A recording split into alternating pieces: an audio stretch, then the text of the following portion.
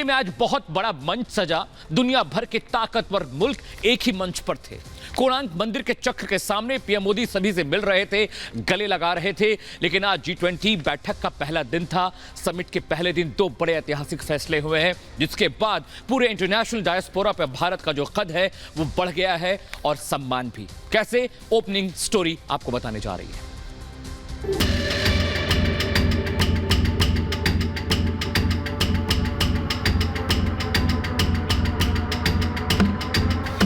दिल्ली में दुनिया का सबसे बड़ा मंच सजा।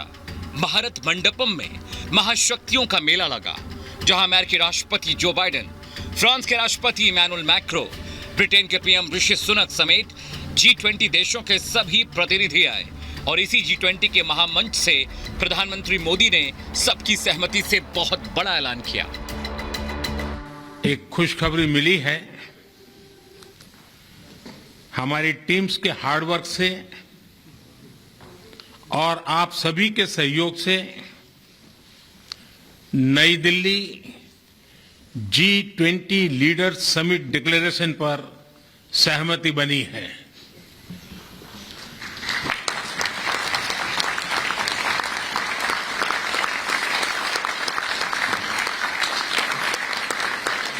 मेरा प्रस्ताव है कि इस लीडर्स डिक्लेरेशन को भी एडॉप्ट किया जाए।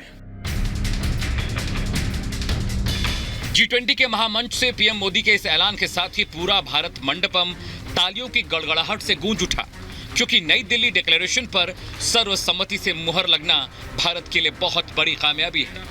और ये उपलब्धि इसलिए भी बड़ी है क्योंकि G20 समिट से पहले साझा घोषणा पत्र को भारत के लिए बड़ी चुनौती माना जा रहा था। चुनौती इसलिए क्योंकि रूस यूक्रेन जंग पर दो धड़ों में बटी दुनिया को साझा घोषणा पत्र पर सहमत करना आसान नहीं था। वहीं चीन भी अड़ंगा लगा रहा था, लेकिन सारी बाधाओं को पार कर भारत ने इतिहास रच दिया। मैं इस डिक्लेरेशन को एडॉप्ट करने की घोषणा करता हूं।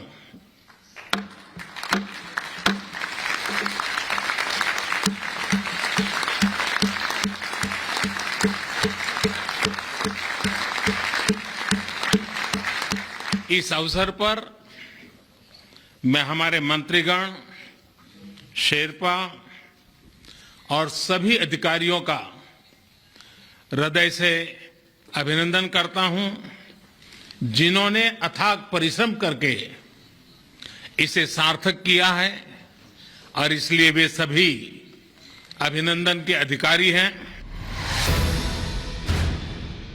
G20 के जिस साझा घोषणा पत्र पर सर्वसम्मति से मुहर लगी वो 37 पेज का है, जिसमें यूक्रेन जंग का 4 बार जिक्र हुआ, कूटनीति से विवादों के समाधान की बात कही गई, परमाणु हमले की धमकी को अस्वीकार किया गया। और इस घोषणा पत्र की सबसे बड़ी बात यह है कि यूक्रेन जंग में रूस का जिक्र नहीं हुआ। हालांकि अंतर्राष्ट्रीय कानूनों के पालन और सीमा और संप्रभुता के सम्मान पर जोर दिया गया। मतलब भारत ने अपनी कूटनीति से रूस और यूरोपियन यूनियन दोनों को घोषणा पत्र की मंजूरी के लिए सहमत कर लिया।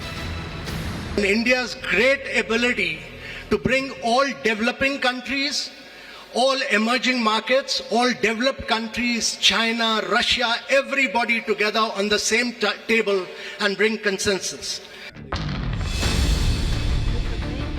इसके साथ ही घोषणा पत्र में आतंकवाद की निंदा की गई। 9 बार आतंकवाद का जिक्र किया गया। आतंक को पनाह देने वालों पर कार्रवाई की बात कही गई। आतंकवाद दुनिया के लिए बड़ा खतरा बताया। आतंकवाद से दुनिया की शांति को खतरा कहा गया। नई दिल्ली घोषणा पत्र में आतंकवाद पर चोट के साथ ही विकास के मुद्दों को तरजीह दी गई। सभी देश सस्टेनेबल डेवलपमेंट गोल पर काम करेंगे।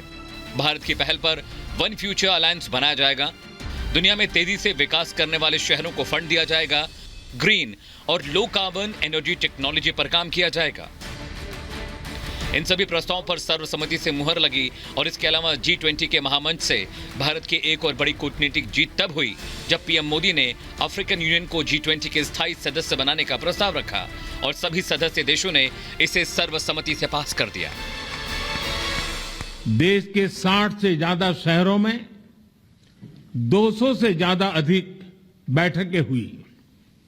सबका साथ की भावना से ही भारत ने प्रस्ताव रखा था कि अफ्रीकन यूनियन को G20 की स्थायी सदस्यता दी जाए।